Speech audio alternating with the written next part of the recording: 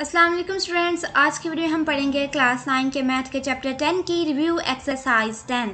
हमारे पास क्वेश्चन 1 है, which of the following are true and which are false. हमने बताना है इन स्टेटमेंट्स में कौन सी ट्रू है और कौन सी फॉल्स। हमारे पास स्टेटमेंट नंबर 1 है, अ रे हैज़ 2 एंड पॉइंट्स।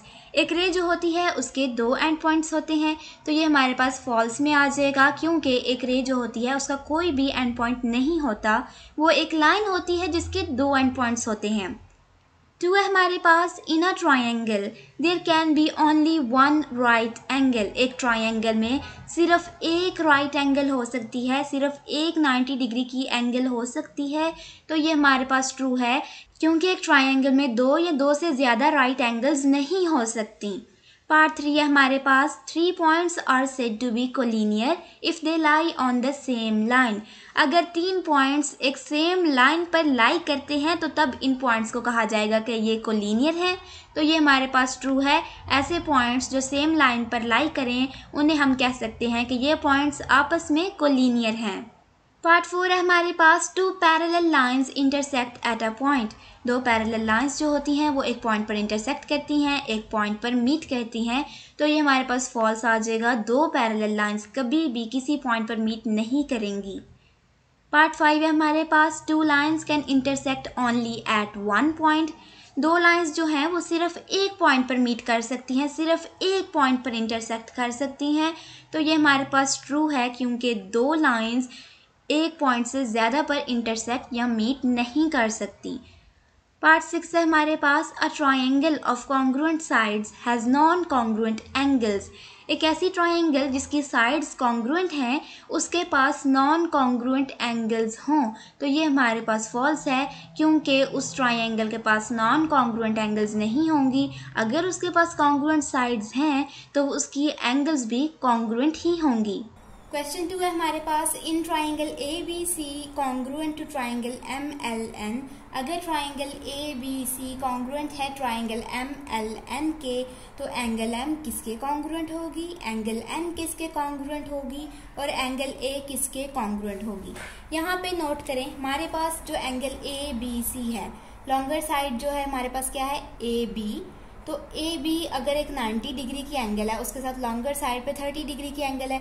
यहाँ पर दूसरी ट्रायंगल में भी 90 डिग्री की एंगल के साथ 30 डिग्री की एंगल है। फिर यहाँ पे जो शॉर्ट लेंथ है वो 90 डिग्री के साथ 60 डिग्री की एंगल है, और यहाँ पे 90 डिग्री के साथ 60 डिग्री की एंगल है। अगर हम इस ट्रायंगल को कन्वर्ट करके इस तरह से प्लेस कर दें कि वो इस पोजीशन में आ जाए, तो ये और ये ट्रायंगल बिल्कुल सेम है आपस में। या इस ट्रायंगल को हम इस तरह से रोटेट करके रख दें कि ये इस पोजीशन में आ जाए, तो ये दोनों ट्रायंगल्स तो बिल्कुल ही इक्वल हो गई एक दूसरे के।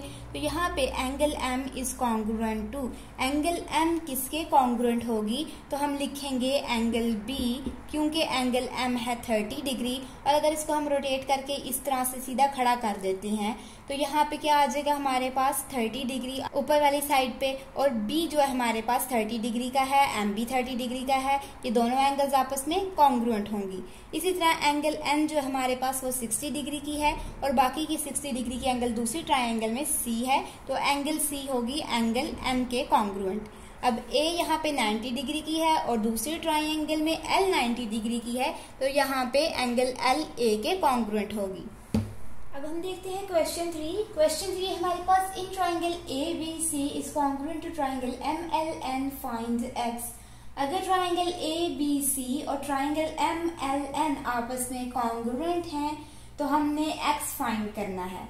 अब यहाँ पे नोट करें, ये हमारे पास ट्रायंगल्स कॉन्ग्रुएंट हैं। यहाँ पे ये जो सी है ये 60 डिग्री का है, ए 40 डिग्री का है, बी 80 डिग्री का है। तो दूसरे ट्रायंगल के मुताबिक अगर यहाँ पर ए 40 डिग्री का है तो ये एंगल ए जो होगी हमारे पास कॉन्ग्रुएंट होगी एंगल एल के, क्योंकि ए भी 40 डिग्री का है और एल भी 40 डिग्री का है। पहले तो हम लिखेंगे triangle A B C is congruent to triangle M L N, therefore angle A is congruent to angle L, angle B is congruent to angle M, और angle C is congruent to angle N। अब यहाँ पे इन दोनों triangles को मैंने इसी तरह क्यों कह दिया इन एंगल्स के इक्वल। अब इसको एक्सप्लेन करने के लिए मैंने एक ट्राइंगल बनाई है। तो यहाँ पे ये ट्राइंगल ABC ट्राइंगल की तरह है, ठीक है। यहाँ पे मैं इसको रखती हूँ, तो ये 60 डिग्री टॉप पर, ये 40 डिग्री और ये 80 डिग्री। अब इस ट्राइंगल को अगर मैं ABC अज्यूम कर लेती हूँ कि ये ट्राइंगल ABC है, तो अब MLN की ये कॉन्ग्रुएंट कैसे होगी? देखिए, अगर इसी ट्राइंगल को, ये जो ABC ट्राइंगल है, ठीक है, इस ABC ट्राइंगल को मैं थोड़ा सा रोटेट करती हूँ इस तरह से कि 60 डिग्री मेरे पास नीचे आ जाए, तो यहाँ पे 40 डिग्री हो जाएगा और यहाँ पर 80 डिग्री, और ये बिल्कुल ट्राइंगल MLN के साथ अब मैच करने लगी है।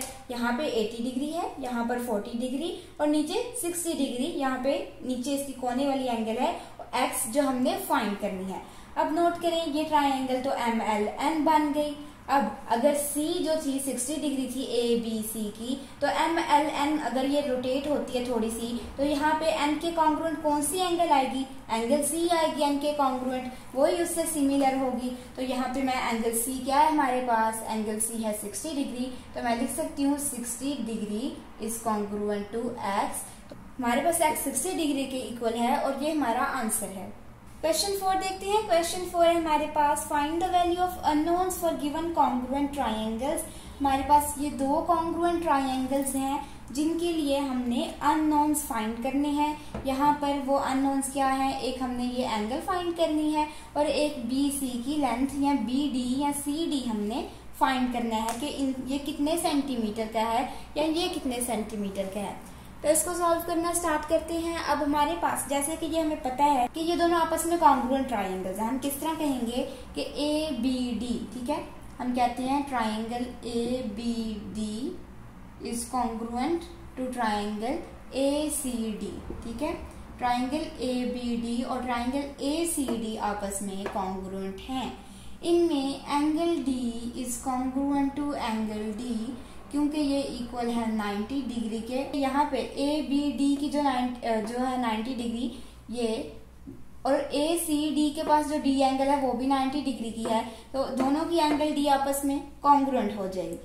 फिर हम कहते हैं कि यहाँ पे एंगल B जो है, ठीक है, इसकी एंगल B इस ट्राइंगल की, अब देखें D के साथ वाली एंगल कौन सी है? इसके पास B है और इसके पास D के साथ कौन सी एंगल है? C है। तो यहाँ पे angle B is congruent to angle C और एंगल C अब हमने कह दिया, तो एंगल B हमारे पास क्या थी? 55 डिग्री।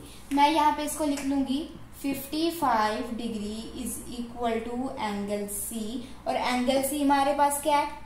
5x plus 5 degree. तो मैं यहाँ पे लिख लूंगी 5x प्लस 5 डिग्री, ठीक है। अब इसको हम सॉल्व करना शुरू करते हैं। तो 55 यहीं पर रहेगा, प्लस 5 को मैं यहाँ पर लाकर -5 कर दूंगी इज इक्वल टू 5x।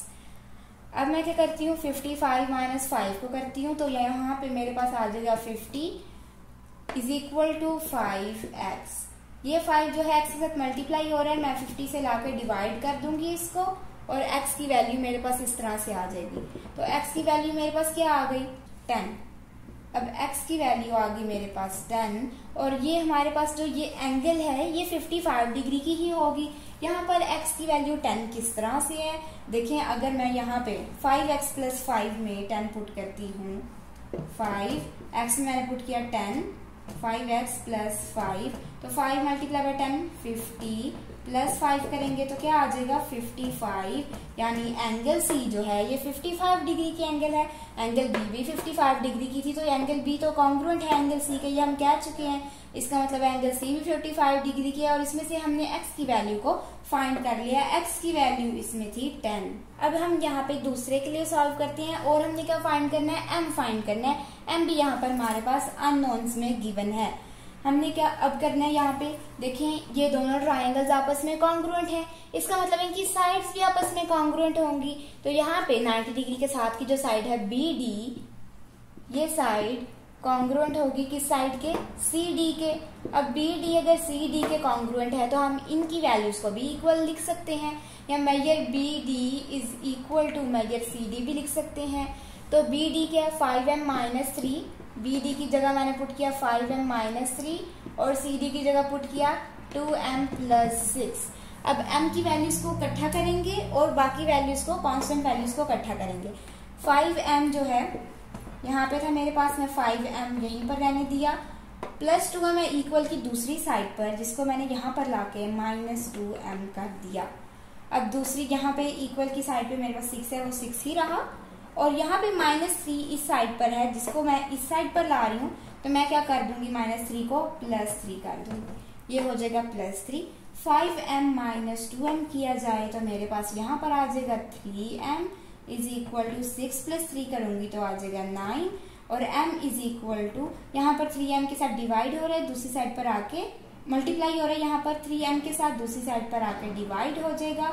सो 3 × 1 3, 3 3 = 9, और m की वैल्यू है मेरे पास 3, तो इसे हम किस तरह से रख सकते हैं, अगर मैं यहाँ पे 5m - 3 में m की वैल्यू 3 पुट कर लेती हूँ, ठीक है, 5m - 3, तो यहाँ पे अगर 3 होता है, ठीक है, 3, 5 3 = 15 -3 12, यानी BD का इधर मेरे पास क्या आ रहा है, 12। इसी तरह 2m + 6 में अगर मैं m को 3 एज्यूम कर लेती हूँ, 3 2 = 6 + 6, अगर 6 + 6 किया जाता है तो 12, यानी BD और CD तो आपस में इक्वल ही है, लेकिन इनमें मैंने m की वैल्यू भी फाइंड कर ली, m की वैल्यू क्या है, इनमें 3 है।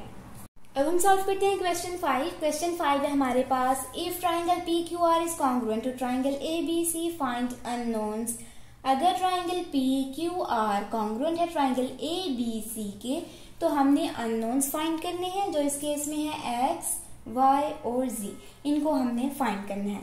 अज्यूम कर लेते हैं, ये मैं ले लेती हूँ कि ये मेरे पास एक ट्राइंगल है, ठीक है, इस ट्राइंगल को मैं अज्यूम कर लेती हूँ, ये ट्राइंगल PQR है, यहाँ पे मैंने इसको फिट कर दिया, ये मेरे पास 90 डिग्री के एंगल है, एक की एंगल हमारे पास गिवन है। अब ये मैंने अज्यूम कर ली ट्राइंगल PQR है, इसी ट्राइंगल को मैं यहाँ पर लिया, ठीक है। अब इसको मैं थोड़ा सा रोटेट करती हूँ कि 90 डिग्री मेरे पास कुछ इस साइड पर आ जाए। अब 90 डिग्री जब इस साइड पर आती है, ये ट्राइंगल ABC में फिट हो जाती है। इसका मतलब है कि यहाँ पे अगर 90 डिग्री थी एंगल Q, तो ये वही ट्राइंगल है जो इसको रोटेट किया जाए, और यहाँ पे ये आके एंगल B बन गई है। इसी तरह यहाँ पे अगर P जो थी यहाँ पे साइड, वो इसकी साइड यहाँ पे क्या हो गई है, A हो गई है। तो इसको हम इसी तरह से देखेंगे। अब पहले मैं लिखती हूँ as triangle PQR is congruent to triangle ABC। जैसा कि हम ये जानते हैं कि ट्राइंगल PQR और ट्राइंगल ABC आपस में कॉन्ग्रुएंट हैं, तो इनको हम कैसी कैसी स्टेटमेंट्स यहाँ पे लिख सकते हैं। पहली इजीली स्टेटमेंट जो आ जाएगी हमारे पास वो है कि एंगल Q इज कॉन्ग्रुएंट।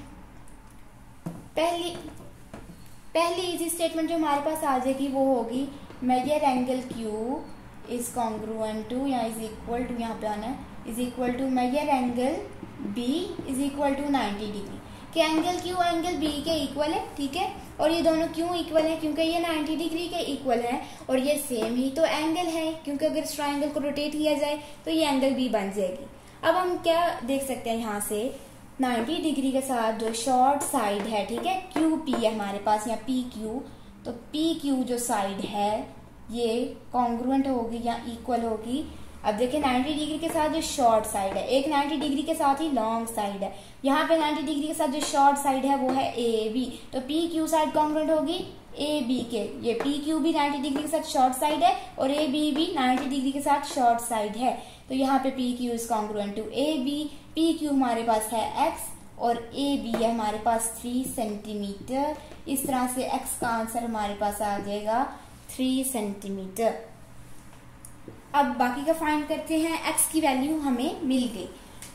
अब यहाँ पे मेरे पास क्या हो सकता है कि लॉन्ग साइड 90 डिग्री के साथ क्या है, QR या RQ, ठीक है, मैं इसको लिख देती हूँ QR। ये साइड इज कॉन्ग्रुएंट टू, यहाँ पे मेरे पास 90 डिग्री के साथ जो लॉन्ग साइड है वो क्या है, BC। QR is congruent to BC। यहाँ पर QR हमारे पास क्वेश्चन में गिवन है 4 सेंटीमीटर, तो QR की जगह मैं पुट कर लूंगी 4 सेंटीमीटर, और BC मेरे पास क्या है, Z, तो Z का आंसर भी मेरे पास आ गया 4 सेंटीमीटर। अब फाइंड करेंगे Y के लिए। अब बची कौन सी साइड है हमारे पास, ये वाली PR। अब PR side is congruent to, यहाँ पे जो दूसरी साइड है 90 डिग्री का जिसका कोई ताल्लुक नहीं, 90 डिग्री के ऑपोजिट जो साइड है AC, so PR is congruent to AC। PR मेरे पास क्या है यहाँ पे 5 सेंटीमीटर, और AC मेरे पास क्या है Y-1, ठीक है, y-1। अब यहाँ पर y-1 है तो मैं इसको दूसरी साइड पर मूव करके y+1 कर दूंगी, ठीक है। यहाँ पे क्या हो जाएगा 5, ये -1 इक्वल की उस साइड पे जाएगा, +1 हो जाएगा इज इक्वल टू y।